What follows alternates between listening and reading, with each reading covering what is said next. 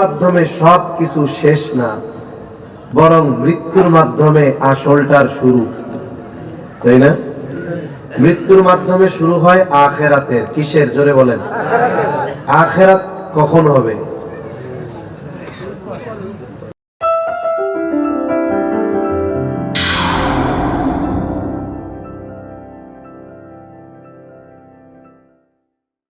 আমি এখন মরলে আমার আখিরাত শুরু। যে যেই সময় মরবে ওই সময় থেকে তার আখিরাত। আমরা এই মৃত্যুর পর থেকে নিয়ে, মৃত্যু থেকে নিয়ে শেষ অবধি, কেউ জান্নাত কেউ জাহান্নাম, এর মধ্যে যত কিছু আছে আখিরাতের উপরে ঈমান আনার ঘোষণা দেওয়ার মাধ্যমে সব কিছুর উপরে আমরা বিশ্বাস স্থাপন করেছি। আমরা ছোটবেলায় বক্তব্যে পড়ছি, বক্তব্য ছুটি হওয়ার আগে একসাথে আমাদেরকে বসায়া কালেমায়ে তৈয়বা, কালেমায়ে শাহাদাত, ঈমানে মুজমাল, ঈমানে মুফাসসাল এগুলো সহ নামাজের যত সূরা, মাসলা মাসাইল সব মুখস্থ করাইতো। ওই সময় কালিমাগুলোর মধ্যে একটা কালিমা পড়ছি আমরা ঈমানে মুফাসসাল। কারা কারা পড়ছেন একটু হাত উঁচা করেন তো? হ্যাঁ, আপনার মাশাআল্লাহ। এক জায়গায় কুমিল্লা, ভিডিও করতেছে, আবার ভিডিও করলে আমার এলাকার নাম বলা যাবে না। যাই হোক, জেলার নাম যেহেতু কইয়াই দিছি, কুমিল্লা, এক জায়গায় গিয়ে ঈমানের ভিত্তির উপরে আলোচনা করতে গিয়ে বলছি ঈমানে মুফাসসাল সবাই জানেন? সবাই জানি। কইছি উলামা তলাবা বাদে, উলামায়ে কেরাম আর তলাবুল ইলম বাদে। একজন দাঁড়ায় একটু আমার কম তো এটা। তা চিন্তা করলাম যে অনেক সময় জানা জিনিস মানুষের সামনে বলতে ভয় লাগে, ঠিক না? তা কইলাম দাঁড়ায় কওয়া লাগবো না, আইসা আমার কানে কানে শোনান। একজনও পারল না। এরপরে যেহেতু ঈমানের ভিত্তি নিয়ে আলোচনা করতেছি, ঈমান তো আনছি আল্লাহর কিতাব সময়ের উপর।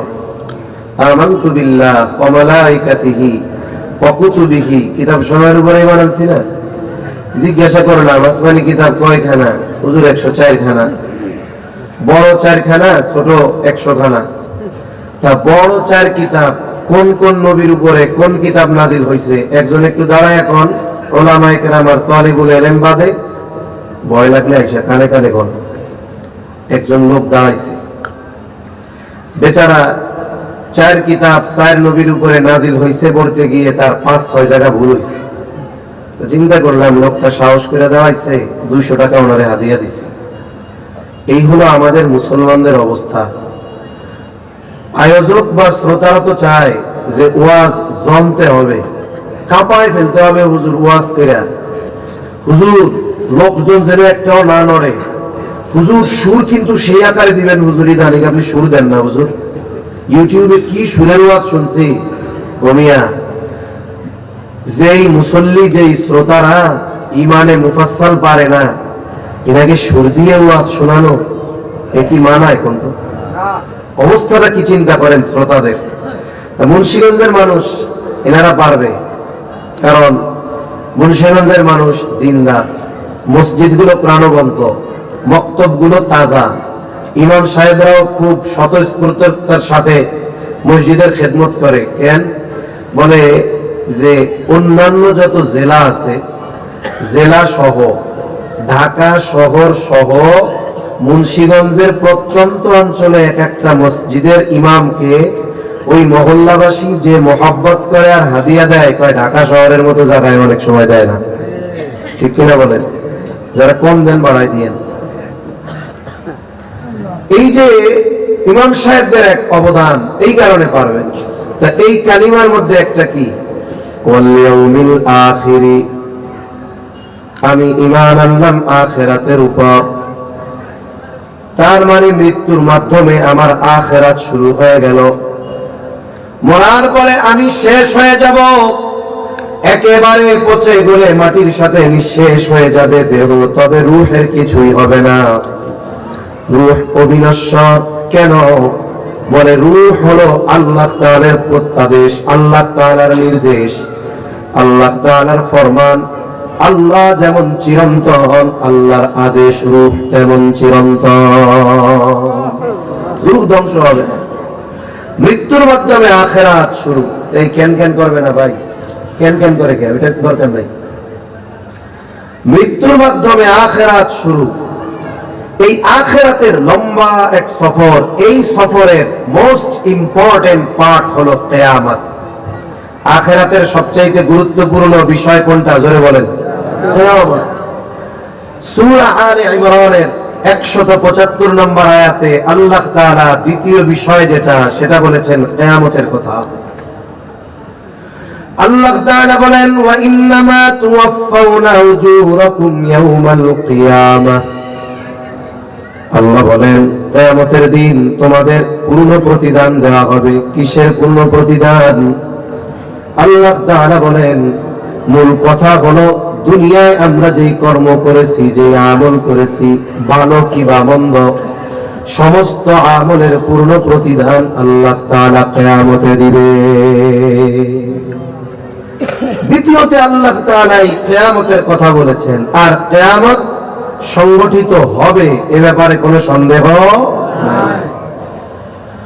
কারণ কিয়ামতের ব্যাপারে ওয়াদা দিয়েছেন আল্লাহ, আর এই ব্যাপারে সত্যায়ন করেছেন সকল নবী রাসূলগণ।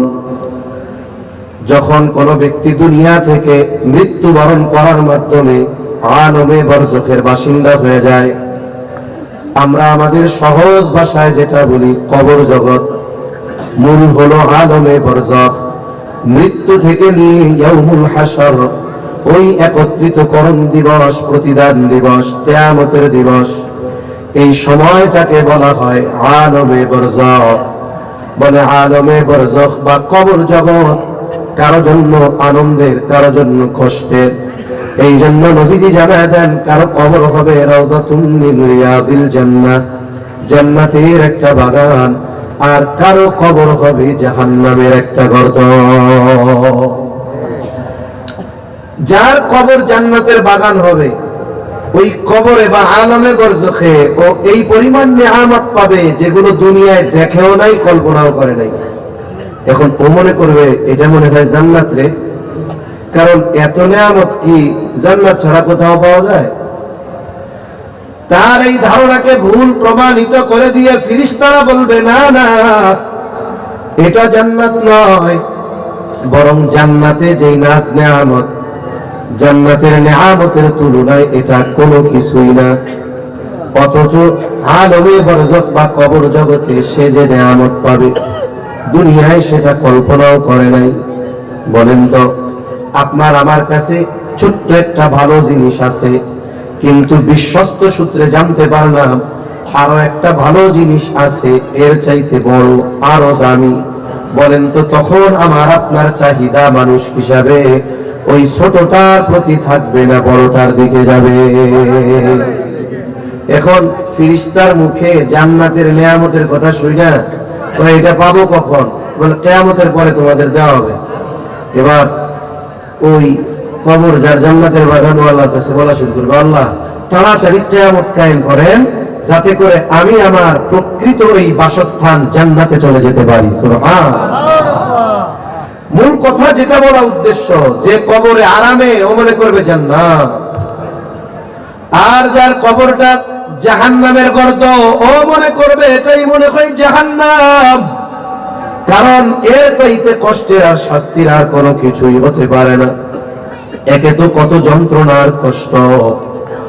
এইবার ফেরেশতারা বলবে না না না, এটা জাহান্নাম নয়, বরং জাহান্নামের শাস্তির তুলনায় এখন যেটা দেওয়া হচ্ছে এটা কিছুই না। এখন জাহান্নামের শাস্তির খবর শুনে এত ভীত সন্ত্রস্ত হয়ে যাবে, বলবে কোন সময় ওটা দেওয়া হবে? বলে কিয়ামতের পর। এইবার ওই শাস্তির ভয়ে তারা বলবে আল্লাহ কখনোই যেন কিয়ামত কায়েম না হয়। যেটা বলার জন্য লম্বা হাদিসের অংশ বললাম যে আলমে বরজখ কেউ মনে করবে জান্নাত, কেউ মনে করবে জাহান্নাম। কারণ দুনিয়ায় ওই শাস্তির কথা কল্পনাও করে নাই সে, যেটা আলমে বরজখে হচ্ছে। এই আলমে বরজখে আমরা দীর্ঘকাল থাকবো, তবে অনন্তকাল নয়। তাফসীরের মধ্যে আসছে যেই ব্যক্তি দুনিয়া থেকে সর্বশেষ ইন্তেকাল করবে সেও কমপক্ষে 40,000 বছর আলমে বরজখে অবস্থান করবে। আল্লাহ তাআলা কোরআনুল কারীমের মধ্যে জানায় দেন দুইটা সিংহায় ফুৎকারের কথা। আমরা সিংহায় ফুৎকারের কথা শুনছি না? শুনছি। কেমন হবে সেই সিংহায় ফুৎকার? বলে এর আওয়াজ শুরু হবে মৃদু মিষ্টি আওয়াজে। আওয়াজ শুরু হবে আস্তে আস্তে। মানুষেরা এই আওয়াজে, মিষ্টি আওয়াজে বিমোহিত হয়ে যাবে, খুব ভালো লাগবে তাদের। সময়ের সাথে সাথে আওয়াজের আওয়াজ আরো বাড়তে থাকবে। মানুষেরা আওয়াজের উৎস কোথায় খোঁজার জন্য ঘর থেকে বের হয়ে যাবে, মাঠে চলে যাবে, কোথায় আওয়াজ কোথায়। একটা সময় আওয়াজের তীব্রতা এত বাড়বে যে আওয়াজ শ্রবণ করা মানুষের জন্য অসহনীয় হয়ে যাবে। আওয়াজ এটা কঠিন এক জিনিস। আওয়াজের শব্দের খুব পাওয়া। গোটা পৃথিবী সৃষ্টি জগৎ আল্লাহ সৃষ্টি করেছেন শব্দ দিয়ে। কি শব্দ কন্ত? কুল। কি শব্দ? কুল। إنما أمره إذا أراد شيئا أن يقول له كن فيكون।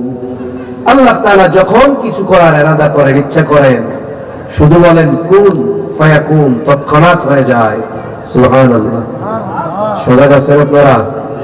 তাকবীর দেন একটা, নারায়ে তাকবীর। মাশাআল্লাহ। প্রথমবার সিংহায় ফুৎকার হবে, বলে শব্দের মাত্রা যখন মানুষের সহনশীলতার বাহিরে চলে যাবে, মানুষেরা অজ্ঞান হয়ে যাবে। আল্লাহ তাআলা বলেন وَنُفِخَ فِي الصُّورِ فَصَعِقَ مَنْ فِي السَّمَاوَاتِ وَمَنْ فِي الْأَرْضِ إِلَّا مَنْ شَاءَ اللَّهُ ثُمَّ نُفِخَ فِيهِ أُخْرَى فَإِذَا هُمْ قِيَامٌ يَنظُرُونَ। আল্লাহ তাআলা জানায় দেন প্রথমবার সিংহায় ফুৎকারের আওয়াজে আসমান আর জমিনের মাঝে যত প্রাণী আছে, যত প্রাণ আছে, ওই আওয়াজে সব অজ্ঞান হয়ে যাবে। মুফাসসিরিনে কেরাম বলেন প্রথমে অজ্ঞান হবে, এরপরে সবার মৃত্যু ঘটবে। ইল্লা মান শা আল্লাহ, আল্লাহ তাআলা যা চান, যেগুলো চান সেগুলো ছাড়া। এই যে মৃত্যু ঘটলো, পৃথিবীর সর্বশেষ মানুষটাও মৃত্যুবরণ করলো। এখন সে স্থানান্তরিত হয়ে যাবে যেই জগতে, সেই জগতের নাম হলো আলমে বরজখ। এইবার হবে দ্বিতীয়বার সিংহায় ফুৎকার। আল্লাহ বলেন সুম্মা নুফিখা ফীহি উখরা ফাইযা হুম কিয়ামুন ইয়ানজুরুন। অতঃপর আবার সিংহায় ফুৎকার দেওয়া হবে। এখন প্রথমবার দিল, এর পরের বারের যে সিংহায় ফুৎকার, দুইটার মধ্যে সময়ের ব্যবধান কত? এক হাদিস আছে, হাদিসের আলোকে মুফাসসিরিনে কেরাম বলেন প্রথমবার সিংহায় ফুৎকারের পর দ্বিতীয়বার সিংহায় ফুৎকার দেওয়া হবে কমপক্ষে 40,000 বছর পর। কত হাজার বছর পরে? জোরে দেওয়া হয় 40,000 বছর পরে। তাহলে সর্বশেষ যেই লোকটা দুনিয়া থেকে যাবে আলমে বরজখে, সেও কমপক্ষে 40,000 বছর থাকবে। এরপরে দ্বিতীয়বার সিংহায় ফুৎকার, এটাই হলো মূল কিয়ামত। আল্লাহ বলেন ثم نفخ فيه أخرى فإذا هم قيام ينظرون। অতঃপর যখন সিংহায় ফুৎকার দেওয়া হবে দ্বিতীয়বার, আমাকে যেখানে দাফন করা হয়েছে, যেই জায়গায় আমার শরীর সমাধি হয়েছে, ওই জায়গা থেকে আল্লাহ আবার আমাদেরকে পুনরুত্থিত করবেন। فإذا هم قيام ينظرون। আল্লাহ তাআলা আবার আমাদের স্ট্রাকচার যা মাটির সাথে পচে গলে মিশে গিয়েছিল সব বানাবেন। মানুষেরা উঠবে, উঠে ডানে বামে তাকায় দেখতে থাকবে কি হচ্ছে এগুলো। পবিত্র কোরআনুল কারীমের প্রসিদ্ধ সূরা ইয়াসিনের মধ্যে আল্লাহ তাআলা বলেন ওয়ানুফিখা ফিস-সূরি ফাইযা হুম মিনাল আজদাথি ইলা রাব্বিহিম ইয়ানসিলুন। এখানে দ্বিতীয়বার সিংহায় ফুৎকার উদ্দেশ্য। দ্বিতীয়বার সিংহায় ফুৎকার দেওয়ার পর যাকে যেখানে দাফন করা হয়েছে ওই জায়গা থেকে তারা উঠে যাবে। শুধু উঠবে তা না, ইলা রাব্বিহিম ইয়ানসিলুন, উঠা আগে ডানে বামে দেখবে কি হইতেছে, এবার রবের দিকে দৌড় শুরু করবে। কিয়ামতের ময়দানে অবস্থাটা কতটা ভয়ানক হবে হাদিসের মধ্যে আসছে। নবীজি বলেন, কিয়ামতের দিন সকলে বিবস্ত্র অবস্থায় উঠবে, কারো গায়ে কোনো পোশাক থাকবে না।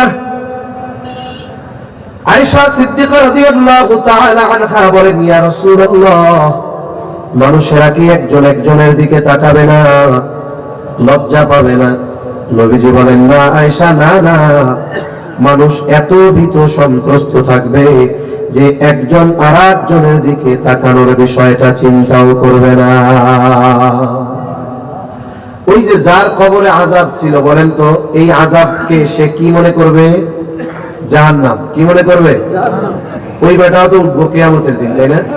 এখনো জাহান্নামে নাই, কিচ্ছু শুরু হয় নাই, সাথে উঠছে। ওঠার সাথে সাথে আবহাওয়া অবস্থা পর্যবেক্ষণ করে ও মনে করবে আমি এতকাল ঘুমাইছিলাম, এখন আমাদের শাস্তি দেওয়ার জন্য উঠাইছে। তার মানে কিয়ামতের ময়দানের ভয়াবহতা কতটুকু, যার কবরে আযাব ছিল সে আযাবের কথা ভুলে যাবে। কি বলবে? আল্লাহ বলেন, قالوا يا ويلنا من بعثنا من مرقدنا, তারা বলবে, হায় দুর্ভোগ, কে আমাদেরকে আমাদের অবস্থান স্থল থেকে জাগায়া দিল। ওরা মনে করবে ঘুমায় ছিল, অথচ আযাবে ছিল। আযাবটা কত তীব্রতর মনে করতেছিল জাহান্নাম, অথচ ওই লোক হাসরের ময়দানে উঠে বলবে, কে আমাদেরকে ঘুম থেকে জাগায়া দিল। এইবার মুমিনরা অথবা ফেরেশতারা তাদের এই কথার জবাবে বলবে, হাযা মা ওয়া'দার রাহমান ওয়া সাদাকাল মুরসালুন, এটাই হলো দয়াময়ের সেই প্রতিশ্রুত দিবস, যেই দিবসের নাম হলো ইয়াউমুল কিয়ামah, যেই দিবসের নাম হলো ইয়াউমুল জাযা, যেই দিবসের নাম হলো ইয়াউমুল হাসর। এই দিবসের ওয়াদা দিয়েছেন আল্লাহ, আর এই দিবসের সত্যায়ন করেছেন তার প্রেরিত নবী রাসূলগণ। তাহলে কিয়ামত হবে, ওয়াদা কার? সত্যায়ন করেছেন কারা? নবী রাসূলগণ। এখন কথা হলো এই কিয়ামত তো হবে, তবে কবে? এই বিষয়টা মূলত আমি আলোচনা করতে চাই। কিয়ামত হবে, কখন হবে? বলে কিয়ামত হওয়ার সুনির্দিষ্ট সময় দুনিয়ার কেউ জানে না, একমাত্র জানে কে? জোরে বলেন। এই জন্য আল্লাহ তাআলা সূরা লুকমানের সর্বশেষ আয়াত আল্লাহ তাআলা বলেন, ইন্নাল্লাহা ইনদাহু ইলমুস সাআহ, কিয়ামতের ইলম একমাত্র যার কাছে তিনি কে? কেন আল্লাহর কাছে? কারণ আল্লাহ আলিমুল গায়ব, আল্লাহ ব্যতীত আর আলিমুল গায়ব কেউ নাই। আমাদের দেশে কিছু ভাই আছে নবীজিকে মহব্বত করে, তাদের নবীজির ব্যাপারে আকীদা হলো যে আল্লাহ যেমন হাজির নাজির, নবীজিও হাজির নাজির। নাউজুবিল্লাহ বলেন। আল্লাহ যেমন আলিমুল গায়ব, নবীজিও আলিমুল গায়ব। নাউজুবিল্লাহ বলেন। বরং আমরা যদি বলি, ভাই আলিমুল গায়ব এই সিফাত একমাত্র কার? আল্লাহ। হাজির নাজির কে? আল্লাহ। হুজুরের নবীজিরে ভালোবাসে না, নবীর দুশমন বলে কি বলে না? অথচ নবীজি বলছে আমি আলিমুল গায়ব না। শত প্রমাণ দেওয়া যাবে। একটা হাদিস থেকে একটু শোনাই, কষ্ট হইতেছে না তো? একটা হাদিস আছে, প্রসিদ্ধ এক হাদিস। হাদিসের এক নাম হলো হাদিসে জিবরিল। কেন? বলে জিবরাইল আলাইহিস সালাম মানবাকৃতিতে সাহাবায়ে কেরামের উপস্থিতিতে নবীজির কাছে আসছেন।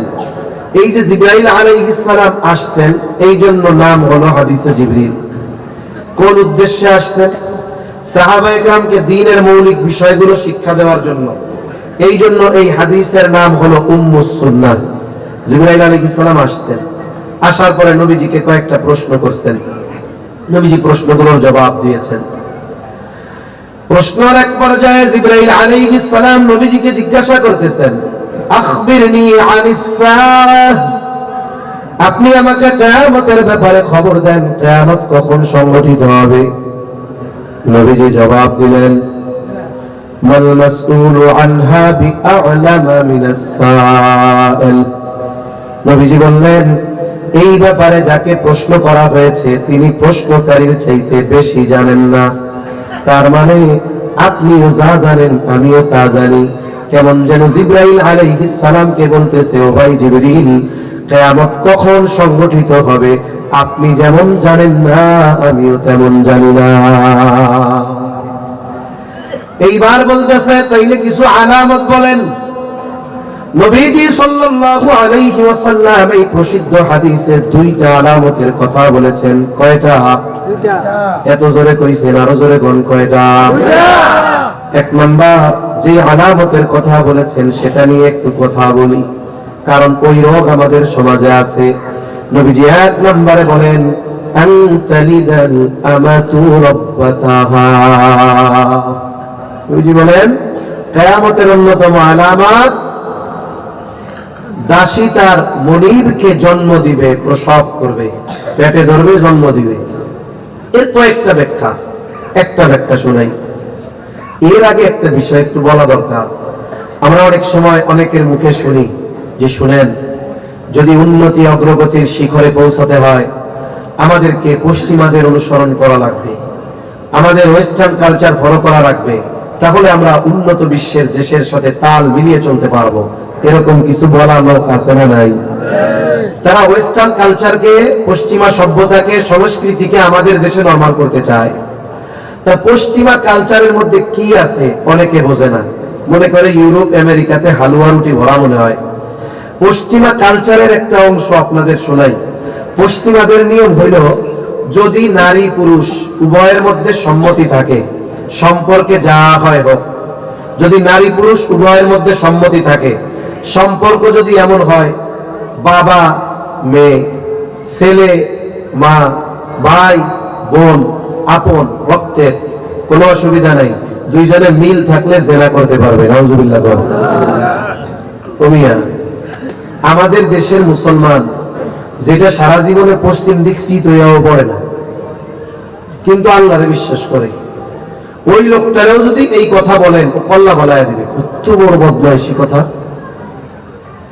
সর্বোচ্চ ঘৃণা করবে। অথচ ওয়েস্টার্ন কালচার, ওইখানে ওইটা নরমাল। বাপ মনে করে মেয়ের চাহিদা পূরণ করছে, সন্তান মনে করে মায়ের চাহিদা পূরণ করছে, ভাই মনে করে বোনের চাহিদা পূরণ করেছে। এটা তো হাজারো নিকৃষ্ট একটা বিষয় থেকে একটা আপনাদের সামনে বললাম, ওইটা আমাদের উপরে চাপায় দিতে চায়। নাউজুবিল্লাহ। আমাদের মুসলিম কমিউনিটির মধ্যে, মুসলমানদের মধ্যে এই বিষয়টা কল্পনাও করে না, কেউ যদি চিন্তাও করে ঘৃণা আসে। তবে এটা নাই ঠিক, তবে মায়ের সাথে সর্বোচ্চ অসৎ আচরণ আছে না নাই? কত সন্তান মার জন্য, তার জন্য কত ত্যাগ স্বীকার করছে, কিন্তু সন্তান মায়ের সাথে খারাপ আচরণ করে। এমন মা আছে, সন্তানের বয়স 2 বছর, বাবা মারা গেছে, মায়ের বয়স 20 বছর, ইচ্ছা করলে আর এক জায়গায় বিবাহ বন্ধনে আবদ্ধ হতে পারত, শুধুমাত্র এই কলিজার টুকরা সন্তানের চেহারার দিকে তাকায়া ওই মা বিবাহ বন্ধনে আবদ্ধ হয় নাই। মানুষের কত কথা, কটু কথা শুনছে, কষ্ট করে মানুষের বাড়িতে কাজ করে, মানুষের কাছে চেয়ে চিনতে সন্তানটাকে লেখাপড়া শিখিয়েছে, শহরে পাঠিয়েছে। সন্তানও চালাক চতুর, অল্প দিনে অনেক টাকা পয়সার মালিক, ঢাকা শহরে 2-3টা বাড়ি, 5তলা 7তলা বাড়ি। কিন্তু এই সন্তান যেই মায়ের কল্যাণে আজকে তার এই অবস্থান, সেটা সে ভুলে গেছে। সন্তান আরাম আয়েশে ঢাকা শহরে, আর মা প্রত্যন্ত অঞ্চলে, গ্রামে, খাবারের অভাব, ওষুধের অভাব, থাকার জায়গার অভাব, অথচ সন্তানের কোনো কিছুর অভাব নাই। আফসোসের ব্যাপার, যেই মা সন্তানের জন্য এত ত্যাগ স্বীকার করলো, সন্তানের বাড়ির 5তলা বাড়ির গাছতলায়ও মায়ের জায়গা হয় না। এমন সন্তান আছে না নাই? জোরে বলে। অভাব নাই, মার জন্য কিছু করে না। আবার এমন নালায়েকের কথাও শুনছি, সন্তানকে কোলে পিঠে করে কষ্ট করে মানুষ করছে, বাবার বাড়ির সম্পদ এনে সন্তানের লেখাপড়ার পেছনে ব্যয় করে ফেলছে, মায়ের কোনো সম্পদ নাই। মা চিন্তা করছে, হারে যে সম্পদ বাবার বাড়িতে পাইলাম, স্বামীর পাইলাম, সব ব্যয় করে সন্তানটারে যদি বড় উচ্চ শিক্ষিত বানাতে পারি, আমার অভাব থাকবে না। সন্তান ঠিকই টাকা পয়সা গাড়ি বাড়ির মালিক হয়েছে, কিন্তু আফসোসের ব্যাপার, ওই সন্তান যার জন্য মায়ের এত ত্যাগ, ওই সন্তানের বাসায় যদি এক বেলা খাবার পাইতে হয় কাজের লোকের মতো কাজ করা লাগে। যেই বেলা ঘর মুছা দেয় খাবার দেয়, কাপড় ধুয়ে দিলে খাবার দেয়, অসুস্থতার বার্ধক্যের কারণে যদি কাজ না করতে পারে খাবার আর কপালে জুটে না। একটু চিন্তা করে দেখেন এই ধরনের অবস্থা আমাদের সমাজে আছে না নাই? বলে খবরদার খবরদার, এটা কিন্তু কিয়ামতের আলামত। আর মায়ের সাথে খারাপ আচরণ করতেছো, মনে রাখো আল্লাহ তাআলা প্রত্যেকটি পাপের শাস্তি দেওয়ার ক্ষেত্রে বিলম্ব করেন, কিন্তু কয়েকটা পাপের শাস্তি দেওয়ার ক্ষেত্রে আল্লাহ বিলম্ব করেন না। এর মধ্যে অন্যতম যেই পাপ, সে পাপ হলো মা বাবার সাথে অসৎ আচরণ। এই শাস্তি আল্লাহ দুনিয়ায় থাকতে দেওয়া শুরু করে, আখিরাতে তো আরো আছে। এজন্য আমাদের মা যাদের বেঁচে আছে, বাবা বেঁচে আছে, আমরা আমাদের সর্বোচ্চ দিয়ে মা বাবার খেদমত করবো করে ইনশাআল্লাহ। সবাই আপনি যদি মনে করেন মারে খাওয়াইলে, মারে ওষুধ দিলে টাকা ফুরায়া যাবে, শেষ হয়ে যাবে, এই চিন্তা যদি করেন তাহলে দুনিয়ার সবচেয়ে বড় ভুল চিন্তা আপনি করতেছেন। ওইটা তো আপনার বরকতের খনি। মার পেছনে 1000 ব্যয় করবেন, আল্লাহ লাখ টাকার বরকত দিয়ে দিবে, ঠিক কিনা কন? সাবধান, এটা আমরা করবো।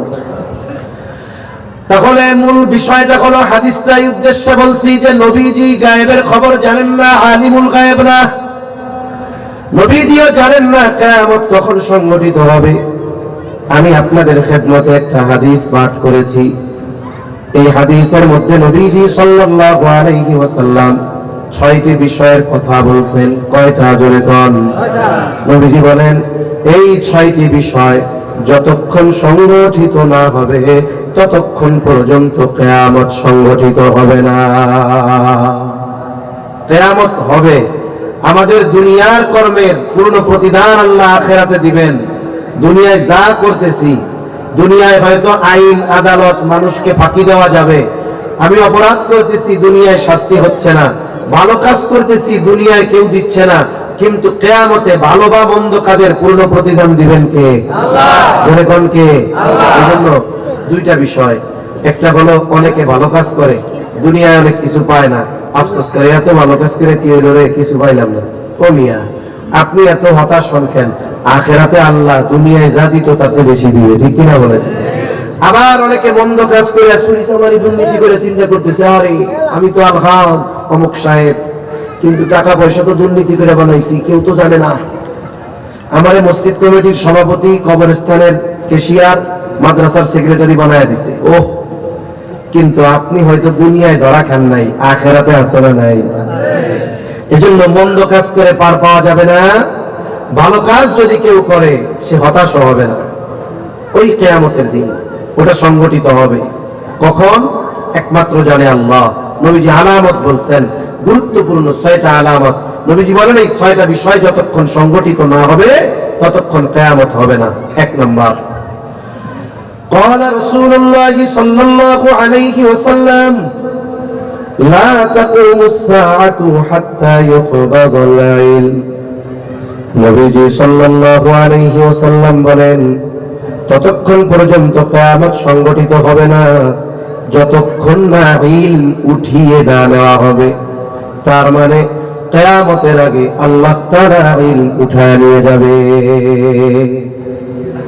ইলমের উৎস কোরআন হাদিস। ইলমের উৎস কি? কিয়ামতের আগে আল্লাহ কোরআন হাদিস উঠাবে না, ইলম উঠায় নেবে। তবে আল্লাহ তাআলা এই দুনিয়ায় ইলম হেফাজত করেন আলেমদের মাধ্যমে। ইলমের উৎস কোরআন হাদিস, তবে ইলমের হেফাজত কাদের মাধ্যমে হয় বলেন? আলেমদের মাধ্যমে। এজন্য নবীজি জানায় দেন এমনটা হবে না আল্লাহ কোরআন উঠায় নিয়ে যাবে, আবার এমনটাও হবে না যে গোটা পৃথিবীর সব হাফেজে কোরআন একসাথে কোরআন ভুলে যাবে। মুফতি সাহেব আল্লামা সালামা সাহেব ভুলে যাবে, মুহাদ্দিস সাহেব যারা শাইখুল হাদিস যারা হাদিস ভুলে যাবে, এমনটা হবে না। তাহলে আল্লাহ ইলম কিভাবে উঠায় নেবে? নবীজি আর এক হাদিসের মধ্যে বলেন ইন্নাল্লাহা লা ইয়াকবিদুল ইলমা ইনতিজান ইয়ানতাজিউহু মিনান নাস। নবীজি বলেন আল্লাহ তাআলা মানুষের অন্তর থেকে একসাথে ইলম উঠায় নিবেন না। সারা পৃথিবীর মানুষ একসাথে কোরআন হাদিস ভুলে যাবে এমনটা নয়। কোরআন তো থাকবে, লেখাও থাকবে, তাইলে ইলম কিভাবে উঠবে? নবীজি বলেন ওয়ালাকিন ইয়াকবিদুল ইলমা বিকবদিল উলামা, বরং আল্লাহ তাআলা আলেমদেরকে উঠিয়ে নেওয়ার মাধ্যমে ইলম উঠায় নিয়ে যাবে। তাহলে আবার জবাব দেন, ইলমের উৎস কি? জোরে কোন, জোরে জোরে। ইলমের হেফাজত কাদের মাধ্যমে হয়? তাহলে আলেম যদি না থাকে ইলমের হেফাজত হবে না। ওইটা কাগজে কলমে থাকবে। কিসে থাকবে? জোরে কোন। কাগজে কলমে থাকবে। স্বাভাবিকভাবে অতীতে যারা গেছে, বর্তমানে যারা আছে, অতীতে যারা ছিলেন তাদের তুলনায় বর্তমানে যারা আছে এদের ইলমি বুঝ তাকওয়া সব কম, মানে না মানে। এখন যারা আছে, পরবর্তীতে যারা আসবে, এখনকার যারা আছে তাদের চাইতে কম হবে। এভাবে কমতে কমতে কমতে এক সময় এর পরিমাণ শূন্যের কোঠায় পৌঁছায়া যাবে। লেখা কিন্তু থাকবে। নবীজি বলেন কি হবে ওই সময়? মানুষেরা জাহেলদেরকে ধর্মীয় নেতা হিসাবে গ্রহণ করবে। এইবার এই জাহেলদের কাছে গিয়ে ফতোয়া চাইবে দ্বীনের ব্যাপারে, আর তারা ফতোয়া দিয়ে দিবে। ফতোয়া প্রদানকারী আর জিজ্ঞাসাকারী, সে ফতোয়ার উপরে আমল করবে আর উভয়ে পথভ্রষ্ট হবে। এই জন্য কি করা দরকার? বলে এই দুনিয়ায় যতদিন আলেম থাকবে, ইলমের চর্চা থাকবে, ততদিন ইলম থাকবে, আর ইলম যতদিন থাকবে আল্লাহ তাআলা ততদিন কিয়ামত দূরে সরায় রাখবে। এজন্য আমরা আলেমদের সাথে ভালো সম্পর্ক রাখবো তো ইনশাআল্লাহ। এই যে ইমাম সাহেবরা আছে, উলামায়ে কেরাম, এরা ইলমের ধারক বাহক। আল্লাহ এনাদের মাধ্যমে ইলমের হেফাজত করতেছে। এনারা থাকবেন, উলামায়ে কেরাম থাকবেন, আল্লাহ তাআলা কিয়ামতকে দূরে সরায় রাখবে। 2 নাম্বার, নবীজি বলেন ওয়াতাকসুরাজ জালাজিল, কিয়ামতের আগে সালসালা বেড়ে যাবে, ভূমিকম্প বেড়ে যাবে। একের পর এক 2 সপ্তাহ ধরে কি ভূমিকম্প হচ্ছে। গতকাল ফজরের পরেও ভূমিকম্প হইছে, 4.1 মাত্রা। গ্রামে অনেক সময় টের পাওয়া যায় না, শহরে বিল্ডিং এর মধ্যে থাকলে বেশি টের পাওয়া যায়। কিয়ামতের আগে সালসালা বাড়বে। আর ভূতত্ত্ববিদ যারা, তারা বলতেছে 21 শতাব্দীতে ভূমিকম্পের মাত্রা বেড়েছে, আরো বাড়বে ভবিষ্যতে। এজন্য আমাদের ভয় দেয়, কি কয় যে আমরা আছি হলো এমন এক জায়গায়, ত্রিমোহনায় আছি। ত্রিমোহনা মানে কি? আমাদের একদিকে ইউরেশিয়া প্লেট, একদিকে বার্মা প্লেট, একদিকে ইন্ডিয়ান প্লেট। এই 3 প্লেটের যে কেন্দ্রবিন্দু ওর পাশে হলো বাংলাদেশ। এজন্য একটা ফল্ট লাইন আছে, মানে জমিনের নিচে একটা ফাটা আছে বড়। এটা একবারে সিলেট থেকে নিয়ে কই টেকনাফ পর্যন্ত। নতুন আর একটা পাইছে, সেটা নাকি সিলেট থেকে নিয়ে একবারে কলকাতা পর্যন্ত। এখন যে কোনো টাইমে মাটির নিচে 8.5-9 মাত্রার ভূমিকম্প শক্তি নিয়ে আছে, যে কোনো টাইমে কাঁপাকাঁপি শুরু হয়ে যেতে পারে। ভূতত্ত্ববিদরা বলতেছে ভূমিকম্প কেন হয়? বলে এই যে প্লেট বলে না, এটা হলো এই উপরে যে স্থলভাগ, এর একটা বড় অংশ, এগুলো একসাথে বিভক্ত না, ফাঁকা আছে। এই ফাঁকাগুলো কি হয়? একটা একটার সাথে বাড়ি খায়, মাঝে মধ্যে ঘষা খায়, একটা আর একটারে চাপ দেয়। বলে এই জন্য পৃথিবীতে সব সময় এগুলো নড়াচড়া, চাপ, ঘষা মাজা চলে। এই জন্য পৃথিবীতে দৈনিক 50,000-এর উপরে ভূমিকম্প হয়। 1000 জোরে কয় না, 1000। তবে নড়াচড়ার মাত্রা কম, টের পাই না। কিন্তু চাপ যখন বেশি দেয়, ধাক্কা যখন জোরে দেয় একটা আর একটারে, ঘষা যখন জোরে দেয়, তখন ওই 5.7 মাত্রার ভূমিকম্প হয়, আরো বেশি হয়। এখন কথা হলো, ভূমিকম্প হলো স্থলভাগে সংগঠিত বড় এক বিপর্যয়। অন্যান্য অনেক ঝড়, জলোচ্ছ্বাস, এগুলার ব্যাপারে প্রযুক্তির মাধ্যমে কিছু সতর্ক বার্তা দেওয়া যায়। যেমন মনে করেন বঙ্গোপসাগরে একেবারে 100 কিলোমিটার দক্ষিণে একটা ঝড় উৎপত্তি হয়েছে। এই সাইক্লোন ঝড়, এগুলো সমুদ্রে হয়। এখন সাইক্লোন শুরু হয়েছে ওই জায়গায়। এখন স্যাটেলাইট থেকে এই ঝড়ের গতি আর দিক নির্ণয় করে আমাদেরকে কি বলে যে এটা উপকূল থেকে 100 কিলোমিটার দক্ষিণে আছে, আগামীকাল সকাল 6টা নাগাদ উপকূলে আঘাত হানতে পারে, এরকম বলে কি বলে না? এটা কিসের হিসাবে বলে? যে ঝড়টার বাতাসের গতি কত, এই ঝড়টা কোন দিকে ছুটছে। দেখা যায় ওই দুইটাকে নির্ণয় করে, দূরত্ব নির্ণয় করে, গতি নির্ণয় করে, অবস্থা নির্ণয় করে একটা সম্ভাব্য সময় বলে দেয়। তখন কি হয়, কি বলে যে উপকূলে অবস্থানরত সকল বসবাসকারীদেরকে নিরাপদে সরিয়ে নেওয়া হয়েছে, বড় বড় জাহাজগুলোকে গভীর সমুদ্রে নোঙ্গর করতে বলা হয়েছে, উপকূলে যারা আছে সি বিচ টিবিচে কাউরে যাইতে মানা করা হয়েছে। কিন্তু ভূমিকম্প হলো এমন এক মুসিবত, ঘটার 1 সেকেন্ড আগেও কোনো প্রযুক্তি জানাইতে পারবে না যে ভূমিকম্প হবে, হতে পারে, এটার কোনো সুযোগ নাই। এখন এই ভূমিকম্প কেন হয়? বলে বলে টেকটনিক প্লেটের নড়াচড়ার কারণে। এটা তো ভূতত্ত্ববিদদের কথা, কিন্তু আমরা তো ইমানদার। জমিনে সংগঠিত বিপর্যয় হওয়ার কোনো কারণ কোরআন হাদিসে আছে কিনা আমরা তো এটাও দেখবো, ঠিক কিনা বলেন? আল্লাহ তাআলা বলেন, যাহারাল ফাসাদু ফিল বাররি ওয়াল বাহরি বিমা কাসাবাত আইদিন নাস। আল্লাহ তাআলা বলেন, পানিতে স্থলে যত ধরনের বিপর্যয় সংগঠিত হয় সব মানুষের হাতের কামাই। তার মানে ভূমিকম্প কেন হয়? আমাদের পাপের কারণে হয়। বলে ভূমিকম্প হলো প্রতিক্রিয়া আর পাপ হলো ক্রিয়া। যখন ক্রিয়া হয় এর বিপরীতে প্রতিক্রিয়া হয়। আমরা পাপ করি, এই জন্য জমিন প্রকম্পিত হয়ে ওঠে। এখন বিষয় হলো, আল্লাহ তাআলা যে ভূমিকম্প দেন আমাদের কি মাইরে ফেলাইতে চান? বলে না, যেই পরিমাণ পাপ আমরা করি ওই পাপের পরিমাণ শাস্তি আল্লাহ আমাদের দেন না। সব পাপের শাস্তি দেন না, কিছু পাপের কিছু শাস্তি দেন। মানে একটা পাপের পরিপূর্ণ শাস্তি দেয় না, কিছু অংশ দেয়। আল্লাহ বলেন এই জন্য লিউযীকাহুম বা'দাল্লাযী আমিলু, আমাদের আমলের কারণে, আমাদের পাপের কারণে কিছু শাস্তি আল্লাহ আমাদের আস্বাদন করান। এই যে ভূমিকম্প, ভূমিধস, অতিবৃষ্টি, অনাবৃষ্টি, জলোচ্ছ্বাস, এরপরে সুনামি, সিরর, আয়লা লায়লা, এগুলো হলো আমাদের আমলের কিয়দাংশের শাস্তি আল্লাহ দেয়। একেবারে সামান্য। তবে কেন দেন শাস্তি? মেরে ফেলার জন্য নয়।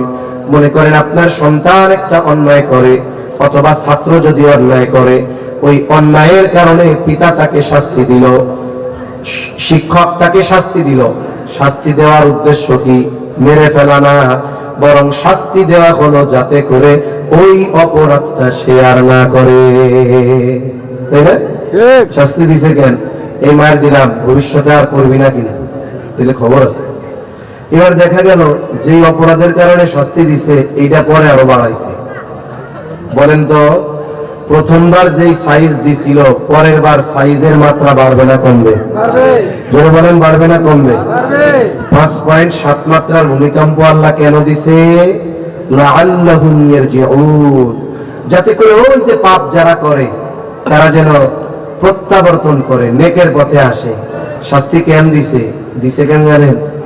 তারা যেন দোকানে আড্ডা কম দিয়া একটু মাহফিলে এসে বসে। ঠিক কিনা বলেন? লোক এই জায়গায় বেশি না ওই জায়গায় বেশি, গাড়ি নিয়ে তো ঢোকাই যায় না। ওরে বাবা রে বাবা। আল্লাহ কেন শাস্তি দিয়েছেন? পাপের পথ থেকে যেন আমরা নেকের পথে আসি, গোনার কাজ বাদ দিয়ে আমরা যেন নেকের পথে আসি। এখন কোন চার দোকানে আড্ডাবাজি কমছে নাকি? চার দোকানের টেলিভিশন গুলায় নাচ গান নাটক বাদ দিয়ে শুধু কোরআন তিলাওয়াত চলে। হ্যাঁ, যা তাই আছে। মসজিদের মুসল্লি বেড়ে গেছে। আগে জুমার দিন যা হইতো মাশাআল্লাহ এখন ফজরে তার চেয়ে বেশি হয়। হ্যাঁ, তো সব এক। লোহারে পিটাইলে একটা শব্দ হয়, এখন তো কি সেই। এখন আল্লাহ 5.7 মাত্রার দিচ্ছেন কেন? মসজিদের দিকে যেন বেশি আসি, বাজারে যেন কম যাই, মিথ্যা যেন কম কই, ওজন যেন কম, ওজনে যেন কম না দেই। এক কথায় পাপাচার থেকে ফিরে আল্লাহর দিকে আসার জন্য। কিন্তু আমরা, আপনারাই বলতেছেন আমরা আসি নাই।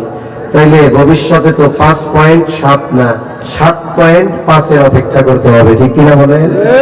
সম্মানিত উপস্থিতি, পাপের কারণে ভূমিকম্প হয়। আপনারা বলতে পারেন হুজুর, মুন্সিগঞ্জের টঙ্গী বাড়ি, এক প্রান্তে একটু পরে পদ্মা নদী, আপনি এই জায়গায় এসে ওয়াজ করতেছেন পাপ বাদ দিতে। আমরা নইলে এই কয়জন বাদ দিলাম, সারা দুনিয়ার মানুষকে কেটে আইব।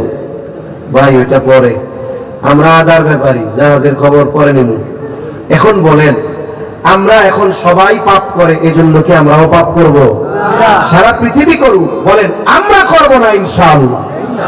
ভাই পাপের কারণে যদি বৃহৎ শাস্তি আল্লাহ দেন, সাহাবায়ে কেরাম বললেন ইয়া রাসূলুল্লাহ, এই শাস্তি আমাদের দেওয়া হবে, আমরাও ধ্বংস হয়ে যাব, অথচ আমাদের মধ্যে ভালো ব্যক্তিরা থাকবে?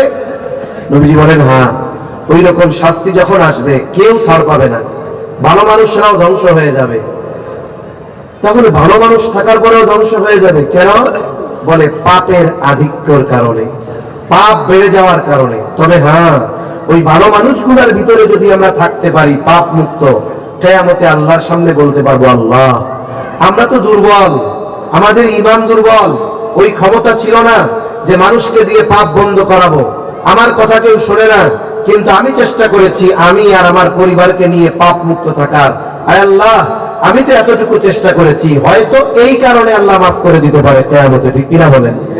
আর যদি ওই পাপাচারে লিপ্ত থাকা অবস্থায় 7.5 মাত্রার ভূমিকম্প হয়েই যায়, ঢাকা শহরে গোনারত অবস্থায় যদি দেওয়ালের নিচে চাপা পড়ে যায়, ছাদের নিচে চাপা পড়ে যায়, তাওবা করার সুযোগ থাকবে না। এজন্য ভূমিকম্প বাড়বে কিয়ামতের আগে, বড় বড় ভূমিকম্প হবে, এটা আলামত, এটা প্রতিক্রিয়া। তবে কাজটা কি কে জন্য হবে? পাপের কারণে। ইনশাআল্লাহ আমরা সব ধরনের পাপ ছাড়ব করি ইনশাআল্লাহ। গোনা, মদ্যপান, অশ্লীলতা, ব্যভিচার, বেহায়াপনা, নাচ গান, এগুলো সমাজে বাড়া ভূমিকম্প বেশি হওয়ার আলামত। আল্লাহ আমাদের এই পাপগুলো থেকে হেফাজত করুক। আমিন। 3 নম্বর, নবীজি সাল্লাল্লাহু আলাইহি ওয়াসাল্লাম বলেন ওয়ায়াতাকারাবাজ জামান, সময় নিকটবর্তী হয়ে যাবে। হাদিসের মধ্যে আসছে আখিরুজ জামান, শেষ জামানায় সময় থেকে বরকত উঠে যাবে, এটা হলো মূল উদ্দেশ্য। নবীজি জানা দেন ওই সময় এক যুগকে 1 বছরের মতো মনে হবে, বছরকে মাসের মতো মনে হবে, মাসকে সপ্তাহের মতো মনে হবে, সপ্তাহকে দিনের মতো মনে হবে, আর দিনকে ঘন্টার মতো মনে হবে, ঘন্টাকে মিনিটের মতো মনে হবে, আর মিনিটকে আগুনের স্ফুলিঙ্গ তথা সেকেন্ডের মতো মনে হবে। সময় থেকে বরকত উঠে যাবে, দ্রুততার সাথে সময় চলে যাবে। এই পৃথিবীর অন্যতম আলেমে দ্বীন জাস্টিস মুফতি তকি উসমানী দামাত বারাকাতুহুমুল আলিয়া সময়ের মূল্যায়ন নিয়ে আলোচনা করতে গিয়ে বলেন, সময় হলো এমন এক নিয়ামত, এমন এক জিনিস, যেই ব্যক্তি সময়কে নেকের কাজ, ভালো কাজ দ্বারা অতিবাহিত করবে, ওই ব্যক্তির সময়টাকে আল্লাহ তাআলা বরকতময় আর প্রশস্ত করে দিবেন। আর যেই ব্যক্তি সময়টাকে গুনাহ অহেতুক আর পাপাচারে অতিবাহিত করবে, মুহূর্তের ভিতরে তার সময়গুলো দ্রুততার সাথে চলে যাবে, বরকত শূন্য হয়ে যাবে। একটা উদাহরণ দিব, তাহলে দরকার নেই। নারায়ে তাকবীর। আমি অল্প সময় কষ্ট দিব আপনাদের। সময় এমন এক জিনিস, ব্যক্তি তার আমলের মাধ্যমে সময়কে প্রলম্বিত বরকতময় করতে পারে। তা মনে করেন আপনাদের মসজিদে ফজরের নামাজ 8 মিনিট লাগে ইমাম সাহেবের পড়াইতে। ইমাম সাহেবের ব্যাপারে মোটামুটি মুসল্লিরা পিএইচডি করে ফেলে, কি খায়, কেমনে খায়, কতটুকু খায়, কোনটা পছন্দ, কেমনে হাঁটে। যদি দীর্ঘদিন ইমাম সাহেব থাকে, মোটামুটি ওনার উপর একটা পিএইচডি হয়ে যায়। মুসল্লিদের এই হিসাবও হয়, ফজর, জোহর, আসর, মাগরিব কোন নামাজে কয় মিনিট হুজুরের লাগে এটাও জানে। আবার মসজিদের সামনে ঘড়ি থাকে, ইমাম না দেখলেও মুসল্লিরা দেখে, তাই না? এখন হিসাব হলো ইমামের লাগে 8 মিনিট, কিন্তু ইমাম সাহেব চিন্তা করছে আজকে বৃহস্পতিবার রাত, কথার কথা আর কি, আজকে তো বৃহস্পতিবার রাত, তাইলে কালকে তো কাজ কাম নাই মানুষের, এক কাজ করি, অফিস নাই, অন্যান্য দিন 1 পৃষ্ঠা পড়ে 1 পৃষ্ঠা দিয়ে 1 রাকাত পড়াই, আজকে আমি সূরা দাহার দিয়ে 1 রাকাত পড়াবো, এরপরে আরেকটা বড় সূরা মুরসালাত অথবা অন্য আরেকটা সূরা দিয়ে 1 রাকাত পড়াবো।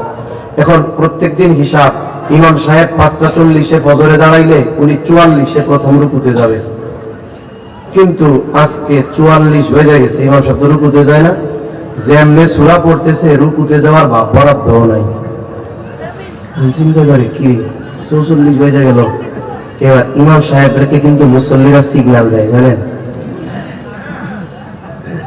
এটা হলো জাতীয় সিগন্যাল। কি সিগন্যাল জোরে কোন? মানে আমি তো আর বিদেশে যাই এটা খেয়াল করি নাই, যে কয় জায়গায় গেছি ওরকম দেখি নাই, কিন্তু বাংলাদেশের জাতীয় সিগন্যাল এটা। এখন 44 বেজে গেছে 45, ইমাম সাহেব আজকে পড়বে 1 পৃষ্ঠা 1.5 পৃষ্ঠা বেশি, সময় আজকে 3 মিনিট বেশি লাগবে কমপক্ষে প্রথম রাকাতে। 45 বাজছে, কি রে এখন রুকুতে যায় না কেন? এইবার আরো কিছু মুসল্লি ইমামের ইক্তেদা বাদ দিয়া ওই যে প্রথমবার যে কাশি দিছে না তার ইক্তেদা কইরা তারাও কি দেয় কোন তো চিন্তা করছে কি হলো, মুসল্লি কি একসাথে সব যক্ষা রোগে আক্রান্ত হয়ে গেল? তাইলে কি সূরা দাহার শেষ করা যাবে না? আল্লাহু আকবার। ধরেন আজকে ইমাম সাহেবের 5 মিনিট বেশি লাগছে নামাজ পড়াইতে, 45 অথবা 40-এ নামাজ শুরু করছে, 45-এ শুরু করছে, আজকে তার 15 মিনিটই লাগছে, অন্যদিন 8 মিনিট লাগে, 7 মিনিট বেশি লাগছে। বলেন তো এই 7 মিনিট কি ইমাম সাহেব বাপ দাদার গল্প শুনাইছে? কি করছে বলেন তো? ঈমানের পরে সবচাইতে গুরুত্বপূর্ণ ইবাদতের মধ্যে তখন আমরা ছিলাম, কানেকশন কার সাথে? আল্লাহ। অথচ দেখেন এই 5-6 মিনিট মনে হইতেছে 5 ঘন্টা, কলিজা বাইরে হয়ে যাইতেছে। এই কাশি কেন দিচ্ছে? ধৈর্য ধরতে পারতেছে না, এটার জন্যই তো দিচ্ছে, ঠিক না? ঠিক। এই মুসল্লি 5 মিনিট নামাজের মধ্যে থাকতে তার কলিজা ছিঁড়ে যাওয়ার উপক্রম। এখন উনি মসজিদ থেকে বাইরে হয়েছে, ওই জায়গায় 4 দোকান, কিছু দোকান আছে দেখবেন ওনারা ফজরের পরে খুলে, কিছু মুসল্লি পার্মানেন্ট কাস্টমার। শুক্রবার তো এইবার ওই চাচা যিনি 44 বাজার সাথে সাথে কাশি শুরু করছেন, উনি 4 দোকানে গিয়ে বসতে 6টার সময়। কয়টার সময়? এই যে এক বসা দিছে আল্লাহর বান্দা উঠছে 11টার সময়। আবার যাওয়ার সময় কি কয়? কয় আরো কথা বাকি ছিল রে, নামাজের টাইম হয়ে যাইতেছে, যাই এরপরে বিকাল বেলায় বাকি কথা কমলে। অথচ চোখের পলকে চলে গেছে কয় ঘন্টা? জোরে বলেন না কয় ঘন্টা? কষ্ট হইছে? এই 5 ঘন্টা সওয়াব হইছে? এই জন্যই এই সময়টা দ্রুত চলে গেছে, বরকত শূন্য সময়। এই যে ফেসবুকে টিপে ঘন্টার পর ঘন্টা সময় চলে যায় বরকত শূন্য, চায়ের দোকানের আড্ডা বরকত শূন্য, অহেতুক মজলিস সবগুলো বরকত শূন্য, সময় বরকতহীন হয়ে যায়। অথচ সময় হলো এই পৃথিবীর অন্যতম দামি এক নেয়ামত। এই সময়ের কত দাম এটা এখন হয়তো বুঝতেছি না, মরার পরে বোঝা যাবে, কিন্তু বুঝলেও তখন করার কিছু থাকবে না। যেই মানুষগুলো দুনিয়ায় বেঁচে থাকতে সময়ের কদর করে নাই, এই মানুষগুলো মারা যাওয়ার পর আল্লাহর কাছে সময় চেয়ে ফরিয়াদ করবে, কারণ মৃত মানুষ কথা বলে, নবীজি বলেছেন, কিন্তু আমরা শুনি না। যদি শুনতাম ভয়ে দাফন কাফন আমরা বাদ দিয়ে দিতাম। এখন কি কথা বলবে এই লোকগুলো? আল্লাহ বলেন, ফায়াকুলা রাব্বি লাউলা আখখারতানি ইলা আজালিন করিব। ও রব, আমাকে সামান্য সময়ের জন্য যদি অবকাশ দেওয়া হইতো, আবার একটু দুনিয়ায় যদি যাইতে দিতেন, কি করতা? ফাআসসাদদাকা ওয়া আকুম মিনাস সালিহিন, সম্পদ দিয়েছিলেন তা থেকে সাদাকা করতাম। ওই সময় তো পারি নাই, এখন করতাম। আপনি যদি দুনিয়ায় পাঠাইতেন রব, এত বেশি নেক আমল করতাম, আমি সৎ কর্মশীলদের অন্তর্ভুক্ত হয়ে যাইতাম। বলেন তো, যত আফসোস আর দরদ আর আবেগ নিয়ে আল্লাহ তাআলার কাছে ফরিয়াদ করুক না কেন, তাকে একটা সেকেন্ডের জন্য দুনিয়ায় আসার সুযোগ দেওয়া হবে নাকি? যেই সময়ের জন্য মরার পরে এত কামনা এত প্রার্থনা, সেই সময় বলেন তো আমাদের এখন আছে না নাই? ও ভাই, এই সময়টা একটু হিসাব করে খরচ করেন। এই দেশের 1000 কোটি টাকার মালিক যে, সেও 500 টাকা খরচ করার সময় হিসাব করে কি করে না? তাহলে 500 টাকা খরচ করার সময়ও হিসাব করে। আমি আপনি টাকা পয়সা খরচ করার সময় হিসাব করি। দোকানে গেলে একটা জিনিস কিনবার গেলে 3-4 বার আমরা দরাদরি করি। অথচ বলেন তো, সময়ের মূল্য বেশি না টাকার মূল্য বেশি? সময়ের মূল্য বেশি। আমি যদি বেঁচে থাকি টাকা ইনকাম করা যাবে, কিন্তু হায়াত যদি না থাকে কিছুই পাওয়া যাবে না। বেঁচে থাকলে ইনকাম করা যাবে, মানুষের কাছে 100 জনের কাছে চাইলে 5 জন হইলেও দিবে, ঠিক না? কিন্তু বলেন তো, সারা পৃথিবীর সব সম্পদ দিয়ে একটা সেকেন্ড হায়াত কেনা যাবে কিনা? তাহলে টাকার দাম বেশি না সময়ের দাম বেশি? হায়াতের দাম বেশি, সময়ের দাম বেশি। তাইলে টাকা খরচ করার সময় যেমন হিসাব করে, হায়াত খরচ করার সময় হিসাব করতে হবে। কারণ হায়াতের একটা লিমিটেশন আছে, এটা হিসাব করে খরচ করতে হবে। এখন কেমনে খরচ করবেন?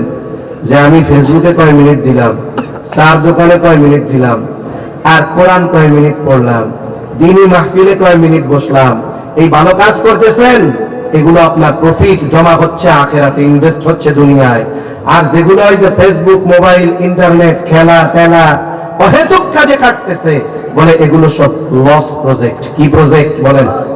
ওই যে হায়াত শেষ, কানবে, কোনো কিছু করার থাকবে।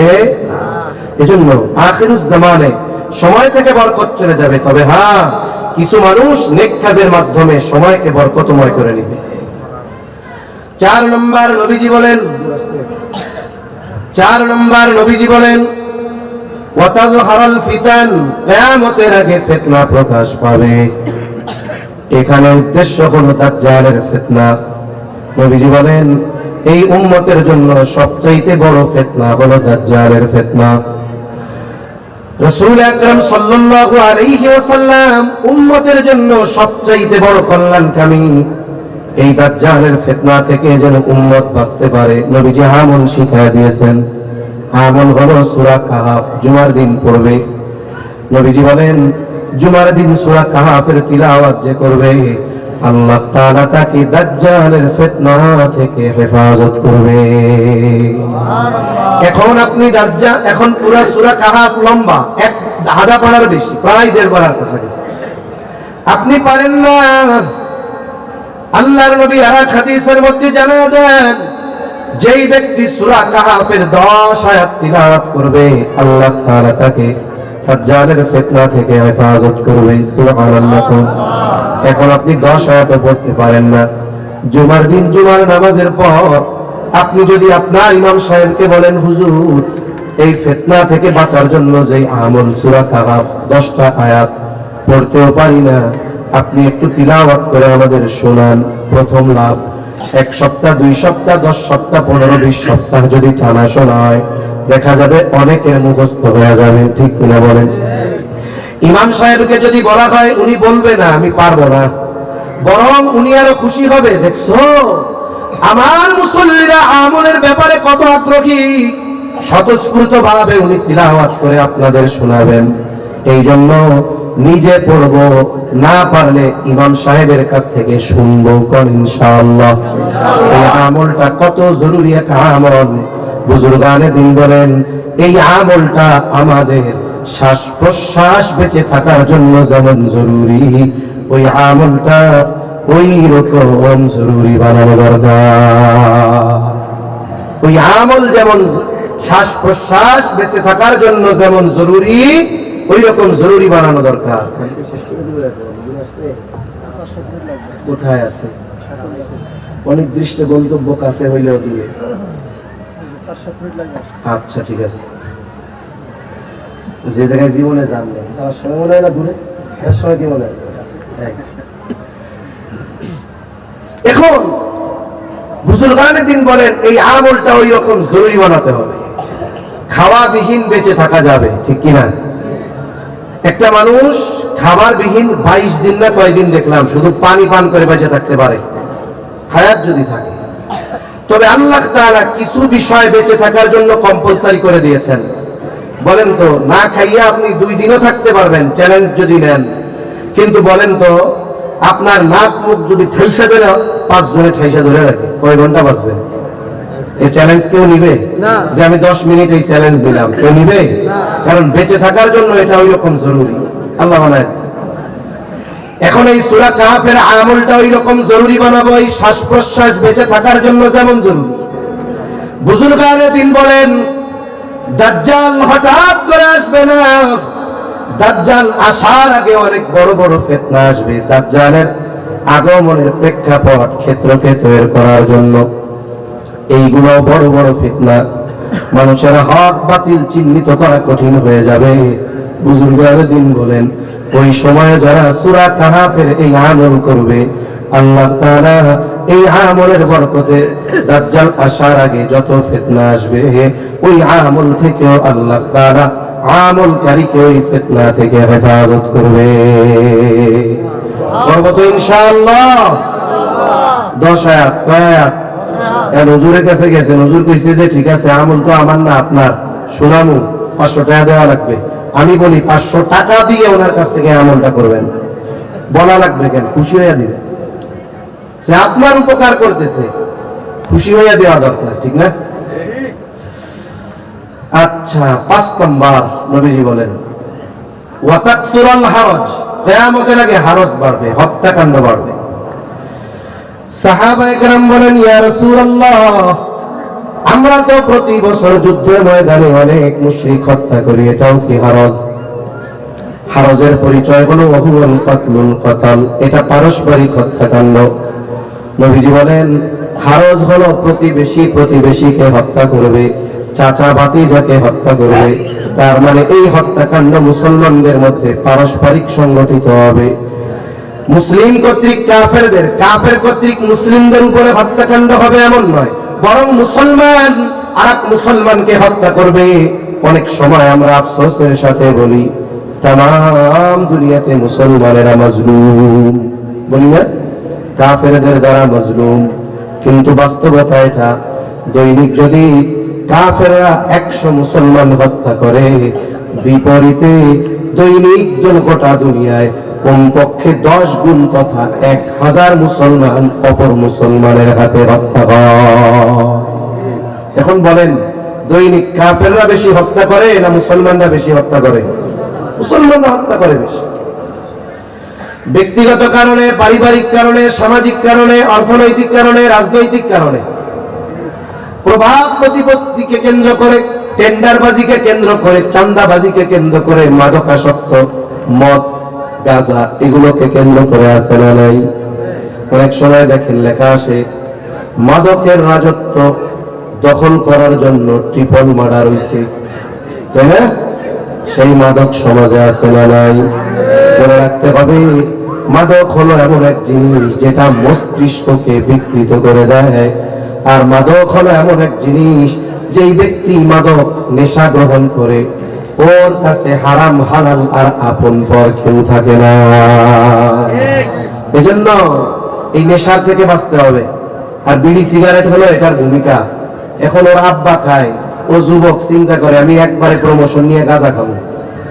আমার আব্বা বিড়ি খাইতে খাইতে বুড়া হয়েছে, ওনার প্রমোশন হয় নাই, কিছু চাকরি আছে পুলিশে বা বিভিন্ন জায়গায়, সারা জীবন রাইফেল একটা নিয়ে থানার দরজার সামনে দাঁড়ায় থাকা লাগে, ওর জীবনে প্রমোশন হয় না, ওর হায়াতের লেভেল 1।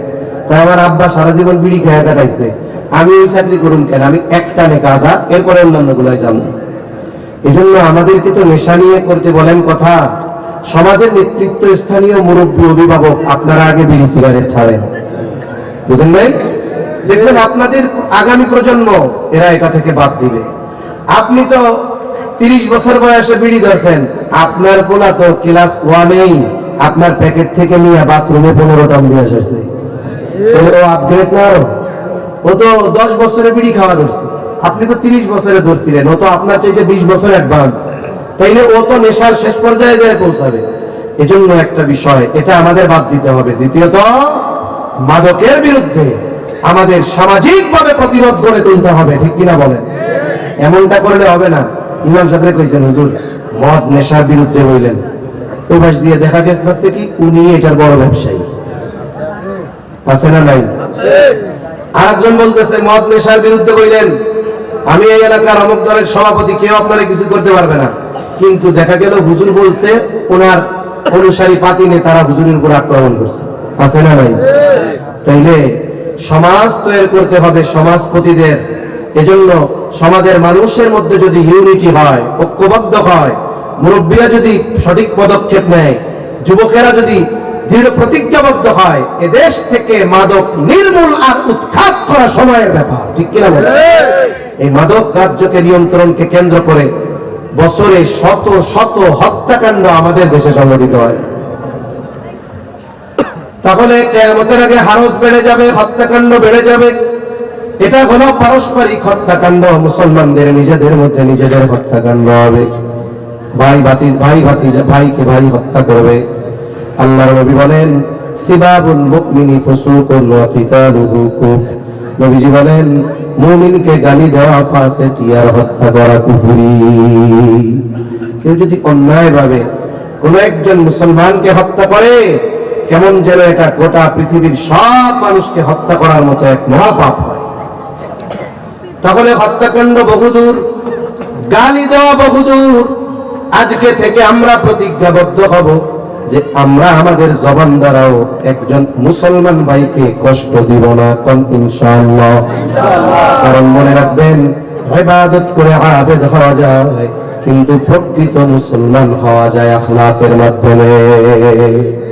আল্লাহ কি বলছেন? আবেদ না হইয়া মরো না, এটা কইছে নাকি? মুসলমান না হয়ে মরো না। এখন মুসলমান কে, এর কোয়ালিটি কি, কোয়ালিফিকেশন কি? নবীজি বলেন আল মুসলিমু মান সালিমাল মুসলিমুনা মিন লিসানিহি ওয়া ইয়াদিহি। নবীজি সাল্লাল্লাহু আলাইহি ওয়াসাল্লাম বলেন প্রকৃত মুসলমান হলো সে যার জবান আর হাতের অনিষ্ট থেকে অপর মুসলমান তাকে নিরাপদ। এখন আমি তাহাজ্জুদ করি, আওয়াবিল ইশরাক, কোন প্রকার নফল ইবাদত ছুটে যায় না। আমার ইবাদতের অভাব নাই, হজ উমরার অভাব নাই। ফজরের নামাজ পড়ে বের হইছি, এর আগে তাহাজ্জুদ করছি। মনে রাখতে হবে, এদেশে রাতের বেলা উঠে 70 রাকাত তাহাজ্জুদ পড়া আল্লাহর বান্দা, তার হাতও তরুণ যুবক কিশোরদের রক্তে রঞ্জিত হয়েছে। ওই তাহাজ্জুদের দাম আছে। এদেশে এমন মানুষ আছে যিনি ঘুম থেকে উঠে আগে জায়নামাজ খুঁজতেন, অথচ তার প্রত্যক্ষ নির্দেশে মরণঘাতী অস্ত্র ব্যবহার করে হত্যা করার নির্দেশনা আসছে। আপনি জায়নামাজ খুঁজতে পারেন, 70 রাকাত তাহাজ্জুদ পড়তে পারেন, কিন্তু আপনি মুসলমান হতে পারেন না। এজন্য নবীজি বলেন আল মুসলিমু মান সালিমাল মুসলিমুনা মিন লিসানিহি ওয়া ইয়াদিহি। নবীজি বলেন প্রকৃত মুসলমান হলো সে যার জবান আর হাতের অনিষ্ট থেকে অপর মুসলমান থাকে নিরাপদ। আমাকে নিজেকে নিজে জাস্টিফাই করতে হবে, আমার আমল কম, আমি ফরজ ওয়াজিব সুন্নাতে মুআক্কাদার বাইরে কিছু করি না, কিন্তু মুখ দিয়া মুমিনকে কষ্ট দেই না, অন্যায়ভাবে হাত দিয়ে বিনা কারণে কষ্ট দেই না। আমি বললাম আপনার নামটা প্রকৃত মুসলমানদের তালিকায় আছে। আর তাহাজ্জুদ পড়েও যে মুসলমানকে গালি দেয় বিনা কারণে, তার উপরে জুলুম করে, অত্যাচার করে, বলি তাহাজ্জুদ পড়ার পরেও সে প্রকৃত মুসলমান হতে পারে না। নবীজির কাছে 2 জন মহিলার ব্যাপারে খবর আসছে। কত দূর আসছে? 9 মিনিট হয়ে গেছে। নবীজির কাছে 2 জন মহিলার খবর আসছে। একজনের ব্যাপারে বলা হলো, ইয়া রাসূলুল্লাহ, এই মহিলা এমন কোন আমল নাই যে সেটা সে করে না। তাহাজ্জুদ, আওয়াবিল ইশরাক এগুলো তো আছেই, সব করে, কিন্তু একটা সমস্যা, সে তার প্রতিবেশীর সাথে খারাপ আচরণ করে। আরেকজন মহিলার ব্যাপারে বলা হলো, ইয়া রাসূলুল্লাহ, এই মহিলা অনেক নেক আমল করে না, ফরজ ওয়াজিব সুন্নাতে মুআক্কাদা এর বাইরে করে না, তবে হ্যাঁ সে তার প্রতিবেশীর সাথে সদাচরণ করে, ভালো ব্যবহার করে। এই 2 জনের মধ্যে কে উত্তম? নবীজি ওই তাহাজ্জুদ গুজারি মহিলার কথা বলেন নাই, নবীজি বললেন ওই মহিলা উত্তম যে তার প্রতিবেশীর সাথে ভালো ব্যবহার করে। তাহলে দেখুন, ইবাদত বেশি করে আচরণ খারাপ, নবীজি বলেন উত্তম হইতে পারে নাই।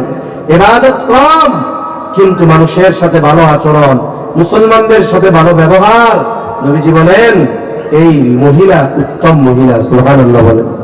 আমি ইবাদতের উৎসাহিত করতেছি না, কিন্তু আমার আচরণ যদি ভালো না হয়, মুসলিম যদি কষ্ট না পায়, কেমন যেন ছিদ্র কলসে পানি ঢালা হচ্ছে, আমার আমল টিকতেছে না।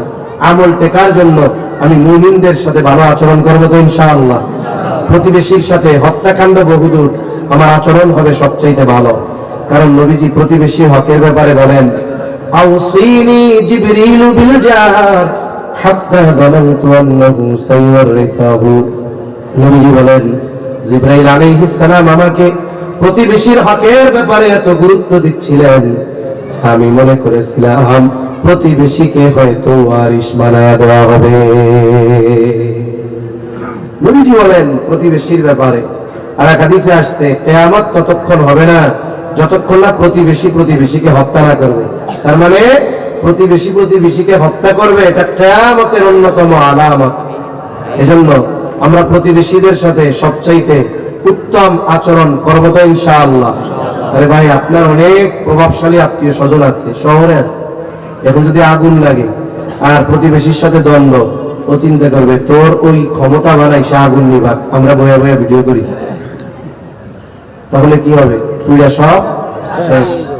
আগুন ধরলে আগে প্রতিবেশী দৌড়াবে, বিপদে পড়লে আগে প্রতিবেশী দৌড়াবে, অসুস্থ হইলে আগে প্রতিবেশী দৌড়াবে। এজন্য আমরা আমাদের প্রতিবেশী সবার সাথে ভালো আচরণ করবো তো ইনশাআল্লাহ। সাথে সাথে মুমিন যে আমি তার সাথে ভালো ব্যবহার করব। আরে শুনেন, একজন কাফের সেও আমার আপনার কাছে ভালো ব্যবহার পাও না, সে একজন কাফের, সেও ভালো ব্যবহার পাও না। যদি প্রতিবেশী হয় তাহলে আরো বেশি ভালো ব্যবহার পাও না সে আমার আপনার কাছে। 6 নম্বর, নবীজি সাল্লাল্লাহু আলাইহি ওয়াসাল্লাম বলেন, হাত্তা ইয়াকসুরা ফীকুমুল মালু ফায়াফিদু। নবীজি বলেন কিয়ামত ততক্ষণ পর্যন্ত সংগঠিত হবে না যতক্ষণ না মানুষের মাল সম্পদ উপচিয়ে না পড়বে। নবীজি বলেন এই অবস্থাটা হবে ঈসা আলাইহিস সালাম পুনরায় আবার যখন দুনিয়ায় আসবে। ঈসা আলাইহিস সালাম শেষ জামানায় দুনিয়ায় আসবেন, দাজ্জালকে হত্যা করবেন। এটা তার প্রথম আগমন নয়, পুনরাগমন। ঈসা আলাইহিস সালামের উপরে কিতাব নাযিল হয়েছে, ইনজিল। উনি দুনিয়ায় আসবেন, দাজ্জালকে হত্যা করবেন। ইনজিলের দাওয়াত দিবেন না, দাওয়াত দিবেন কোরআনের। উনি দুনিয়ায় আসবেন, খ্রিস্ট ধর্মের প্রচার করবে না, বলে প্রচার করবে ইসলামের। দাজ্জালকে হত্যার পর উনি দিন প্রচারে মনোনিবেশ করবেন, সারা পৃথিবীর আনাচে কানাচে ইসলাম পৌঁছায়া যাবে। পৃথিবীতে একটা মানুষও বাকি থাকবে না, সকলে ঈমান আনবে। বলে ওই ঈমান হবে প্রকৃত পাকা ঈমান, কোন নেফাকি থাকবে না। আল্লাহ তাআলা জানায়া দেন, ওয়ালাউ আন্না আহলাল কুরা আমানু ওয়াত্তাকাউ লাফাতাহনা আলাইহিম বারাকাতিন মিনাস সামাই ওয়াল আরদ। আল্লাহ তাআলা বলেন, যদি ওই জনপদের অধিবাসীরা ঈমান আনে আর মুত্তাকি হয়ে যায়, আল্লাহ বলেন আমি অবশ্যই তাদের জন্য আসমান আর জমিনের বরকতের দরজাগুলো খুলে দিব। আল্লাহ যদি আসমান আর জমিনের বরকতের দরজা খুলে দেয়, তাহলে গোটা পৃথিবী উর্বর হয়ে যাবে। এত পরিমাণ সম্পদ মানুষের হবে যে সম্পদ উপচায়া পড়বে। এখন মানুষের মন চাইবে যদি একটু দান সদকা করতে পারতাম, কিন্তু সবারই তো সম্পদ আনলিমিটেড। বলে সদকা করার মতো মানুষ গোটা পৃথিবীতে খুঁজে একজনও পাওয়া যাবে না। সুবহান। নবীজি বলেন এই 6টা বিষয় যতক্ষণ সংগঠিত না হবে ততক্ষণ পর্যন্ত কিয়ামত সংগঠিত হবে না। এবার আমার কথার শেষ দিক, ওই যে আয়াতে কয়টা বিষয়ের কথা আল্লাহ বলছিলেন বলেন তো? 4টা। 1 নম্বর, মৃত্যু হবে। মৃত্যুর মাধ্যমে আমাদেরকে একটা সময় আখিরাতে আবার জীবিত করা হবে, কিয়ামতের দিন জীবিত করা হবে। কেন? ওয়া ইন্নামা তুওয়াফাউনা উজুরাকুম ইয়াওমাল কিয়ামাহ। কিয়ামতের দিন আমাদেরকে দুনিয়ার কর্মের পূর্ণ প্রতিদান দেওয়া হবে। বলে যার কর্ম ভালো বেশি তার ঠিকানা কোথায় জোরে কন। এরপরে আল্লাহ তাআলা বলেন, ফামান যুহজিহা আনিন নারি ওয়া উদখিলাল জান্নাতা ফাকাদ ফাজ। এগুলো আসতে মনে হয় না? তাকবীর দেন একটা, নারায়ে তাকবীর, নারায়ে তাকবীর। মাশাআল্লাহ। এখন যারা ঘোরাফেরা করতেছেন তাড়াতাড়ি চলে আসেন, হযরত চলে আসছে। দেখতো আমি দাড়ি কাঁচা, কিন্তু আমার জবানে জোর নাই। আলহামদুলিল্লাহ, হযরতের দাড়ি পাকা কিন্তু